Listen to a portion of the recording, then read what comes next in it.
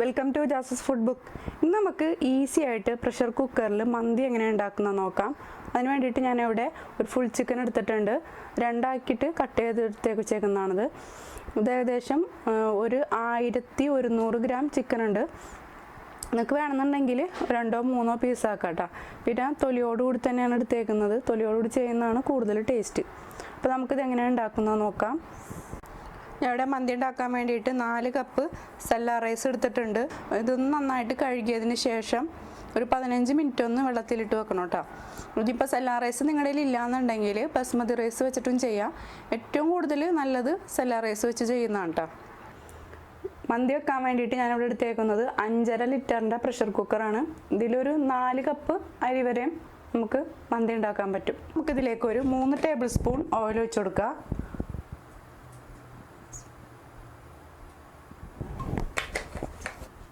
ഇതിലേക്കൊരു 2 bay leaves ഇട്ട് കൊടുക്കുക, അതായത് നമ്മുടെ കറുകല, ഒരു കഷ്ണം കറുവപ്പട്ട, ഒരു 3 ഏലക്ക, ഒരു പിഞ്ച് വലിയ ജീരകം,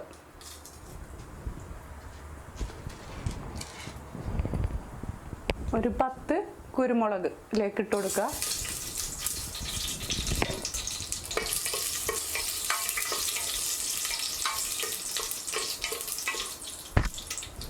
ഇതിലേക്കൊരു 2 സവാള നീളത്തിൽ കനം കുറച്ച് അരിഞ്ഞ് വെച്ചിട്ടുണ്ട്. അത് ഇതിലേക്ക് ചേർത്ത് കൊടുക്കുക.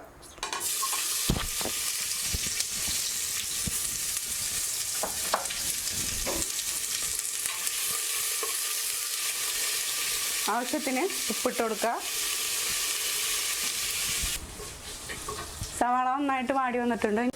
ഇനി ഇതിലേക്ക് 1 ടേബിൾ സ്പൂൺ ഇഞ്ചി ചതച്ചത് ചേർത്ത് കൊടുക്കുക. 1 ടേബിൾ സ്പൂൺ വെളുത്തുള്ളി ചതച്ചത് ചേർത്ത് കൊടുക്കുക.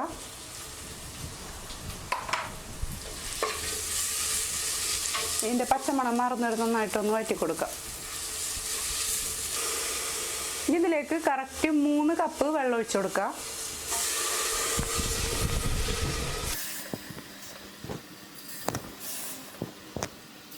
ഇതിലേക്ക് ആവശ്യത്തിന് ഉപ്പ് ഇട്ട് കൊടുക്കുക. നമ്മൾ ഇതിലിട്ടിട്ട് തന്നെയാണ് ചിക്കൻ വേവിച്ചെടുക്കുന്നത്.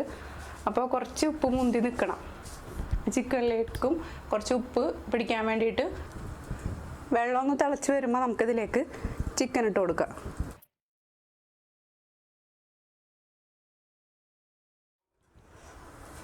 ചിക്കൻ മുങ്ങുന്ന ഭാഗത്തിൽ വെള്ളം ഒഴിച്ച് കൊടുക്കണം കേട്ടോ. അതായത് ഞാനിപ്പോൾ കറക്റ്റ് 3 കപ്പ് വെള്ളം ഒഴിച്ചിട്ടുണ്ട്. നമ്മൾ വെള്ളം ഒഴിക്കുമ്പോൾ വെള്ളത്തിൻ്റെ അളവും കറക്റ്റായിട്ട് നോക്കി വെക്കണം.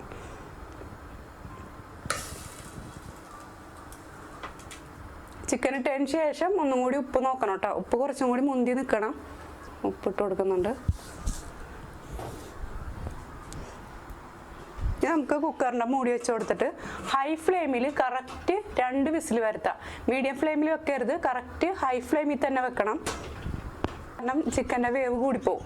അപ്പോൾ ഹൈ ഫ്ലെയിമിൽ തന്നെ 2 വിസിൽ വരുത്താം. ഇനി നമുക്ക് അരി ഒന്ന് വറുത്തെടുക്കാം. അതിന് വേണ്ടിയിട്ട് ഒരു പാത്രം വെച്ച് കൊടുത്തിട്ടുണ്ട്. ഇതിലേക്ക് ഒരു 2 ടേബിൾ സ്പൂൺ ഓയിൽ ഒഴിച്ച് കൊടുക്കുക.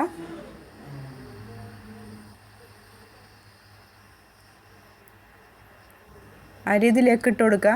ഹൈ ഫ്ലെയിമിൽ ഈ അരി ഒന്ന് വറുത്തെടുക്കുക.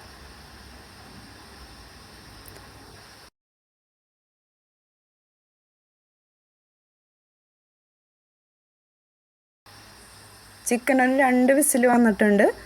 ഇനി തീയൊന്ന് ഓഫ് ചെയ്ത് വെക്കാം. മൊത്തത്തിൽ എയർ പോയതിന് ശേഷം മാത്രം തുറന്നാൽ മതി കേട്ടോ.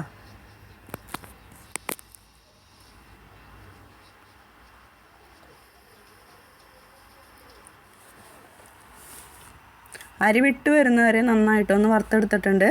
ഇനി ഇതിൻ്റെ ഗ്യാസ് ഒന്ന് ഓഫ് ചെയ്യാം. ഇനി നമുക്ക് ചിക്കൻ റെഡിയായി നോക്കാം. മൊത്തത്തിൽ എയറൊക്കെ പോയിട്ടുണ്ട് കേട്ടോ.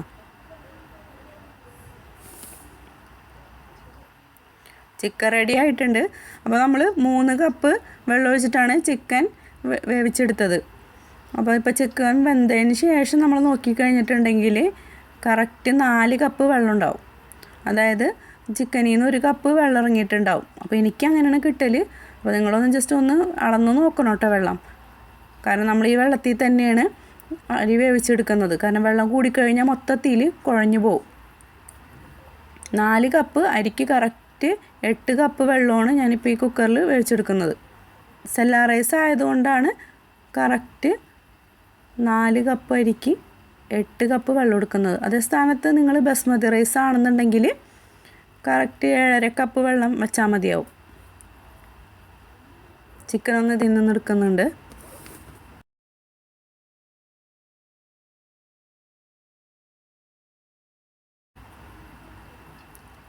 അപ്പോൾ കറക്റ്റ് 4 കപ്പ് വെള്ളമുണ്ട് കേട്ടോ.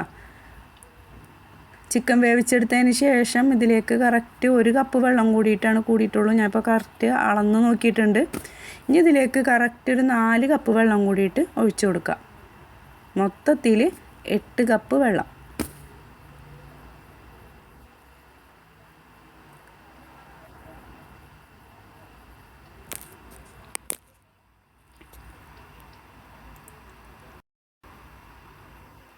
ഇതിലേക്ക് ഞാനൊരു പഴുത്ത തക്കാളി ഗ്രൈൻഡറിൽ ഒട്ടും വെള്ളമില്ലാണ്ട് അടിച്ചെടുത്താണ് അത് ഇതിലേക്ക് ചേർത്ത് കൊടുക്കാം. പിന്നെ ഒരു 4 പച്ചമുളക് ഇതേപോലെ മുഴുവനോടെ ഇട്ട് കൊടുക്കുക. പിന്നെ ഇതിലേക്കൊരു ഉണക്ക നാരങ്ങ അത് നിങ്ങളുടെ കയ്യിലുണ്ടെങ്കിൽ ചേർത്ത് കൊടുക്കുക കേട്ടോ. ഇല്ലെങ്കിൽ ഒരു പ്രശ്നവുമില്ല. ഇതൊന്ന് ജസ്റ്റ് ഒന്ന് ചതച്ചെടുത്തിട്ടുണ്ട്. ഇതേപോലെ ഇട്ട് കഴിഞ്ഞിട്ടുണ്ടെങ്കിൽ ഇതിലത്തെ പുളിയൊക്കെ ഈ വെള്ളത്തിലിട്ട് ഇറങ്ങിക്കോളും. അത് ഇതിലേക്ക് ഇട്ട് കൊടുക്കുക. വെള്ളം നന്നായിട്ട് തിളച്ച് വരുന്നുണ്ട്. ഇതിലേക്ക് വറുത്ത് വച്ചിരിക്കുന്ന അരി ഇട്ട് കൊടുക്കുക.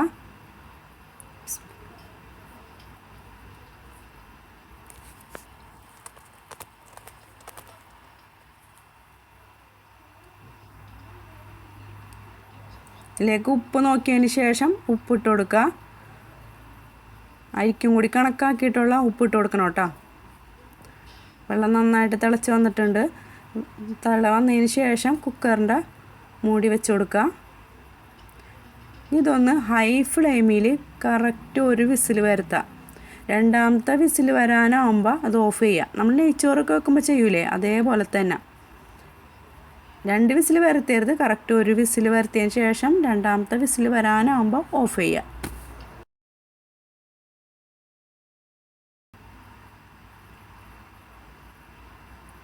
ഇനിയൊരു പ്ലേറ്റ് എടുക്കുക. അതിലേക്കൊരു 3 ടേബിൾ സ്പൂൺ ബട്ടർ ഇട്ട് കൊടുക്കുക.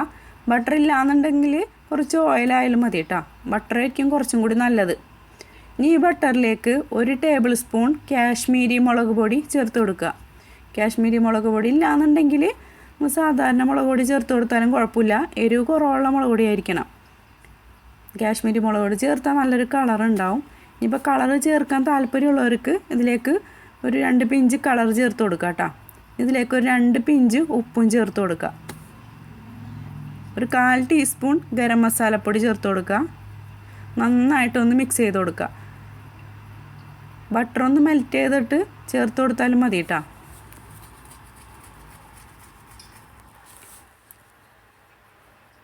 ഇനി ഇതൊന്ന് ചിക്കനിൽ തേച്ച് പിടിപ്പിക്കാം.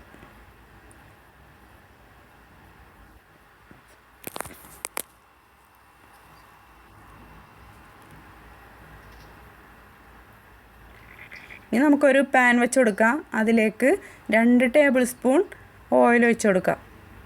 എന്നിട്ട് ഈ ചിക്കനൊന്ന് മൊരിയിച്ചെടുക്കുക. ഇത് വേണമെന്നുണ്ടെങ്കിൽ ഓവനിൽ വെച്ചും ചെയ്തെടുക്കുക കേട്ടോ. ഈ ചിക്കൻ ഈ 2 വശവും ഒന്ന് നന്നായിട്ടൊന്ന് മൊരിയിച്ചെടുക്കുക.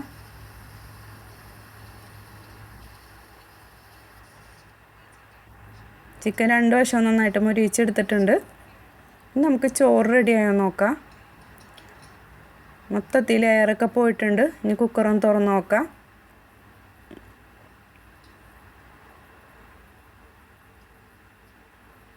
ചോറ് നന്നായിട്ട് വെന്തിട്ടുണ്ട്. ഒട്ടും കുഴഞ്ഞൊന്നും പോയിട്ടില്ല. നമ്മൾ അരി വറുത്ത് വെച്ചുകൊണ്ട് ഒട്ടും കുഴഞ്ഞു പോയിട്ടില്ല.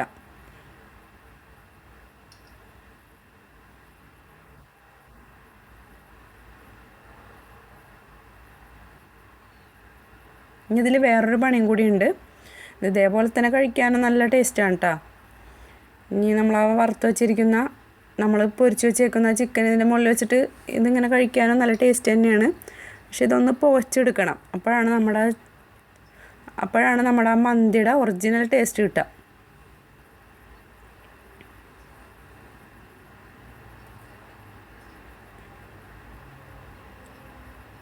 നമുക്ക് ഫ്രൈ ചെയ്തേക്കുന്ന ചിക്കൻ ഇതിൻ്റെ മുകളിലേക്ക് വെച്ച് കൊടുക്കാം.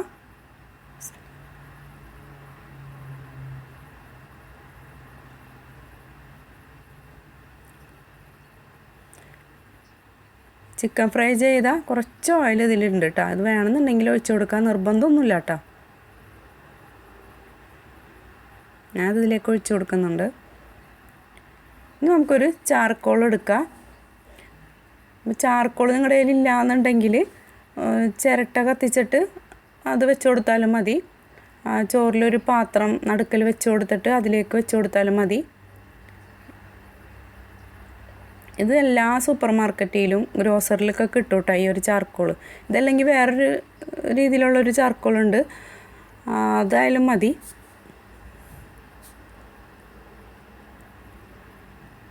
നന്നായിട്ട് കത്തിച്ച് കനലാക്കിയതിന് ശേഷം ഇതേപോലെ ഒരു സ്റ്റീൽ പാത്രം ഇതിലേക്ക് ഇറക്കി വെച്ച് കൊടുക്കുക. സ്റ്റീൽ പാത്രം ഇല്ലെങ്കിൽ ഫോയിൽ പേപ്പർ വെച്ച് കൊടുത്താലും മതി. ഇതേപോലെ ഷേപ്പാക്കിയിട്ട് വെച്ച് കൊടുത്താലും മതി.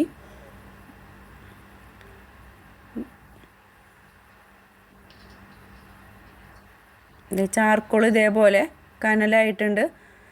ഈ പാത്രത്തിലേക്ക് ഇട്ട് കൊടുക്കുക. അപ്പം തന്നെ നമുക്ക് ഇതിലേക്ക് കുറച്ച് ഓയിൽ ഒഴിച്ച് കൊടുക്കാം. ഈ പുക വരുന്ന സമയത്ത് നമുക്ക് കുക്കറൊന്ന് അടച്ചു കൊടുക്കാം. നമുക്ക് കുക്കറൊന്ന് തുറന്ന് നോക്കാം. ഈ പാത്രം ഒന്ന് ഇതിൽ നിന്ന് എടുത്ത് മാറ്റാം.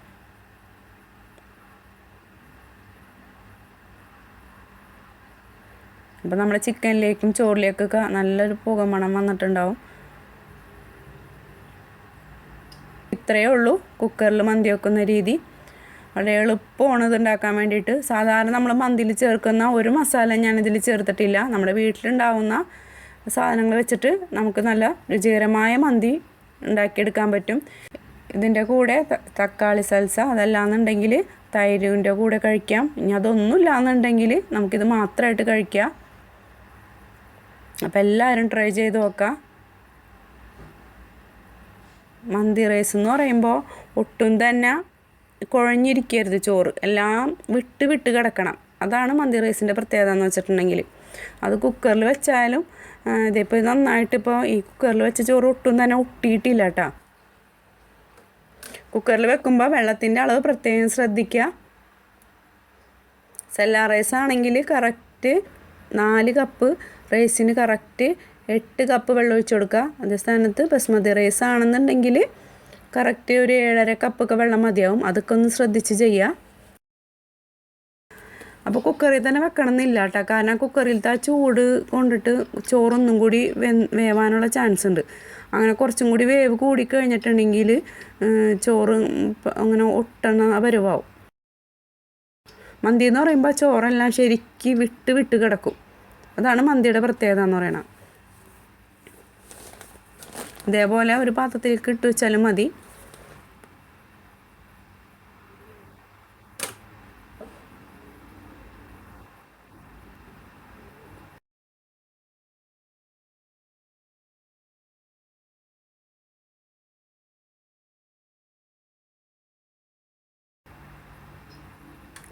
ഇതിൻ്റെ മുകളിലായിട്ട് ചിക്കൻ വെച്ച് കൊടുക്കുക.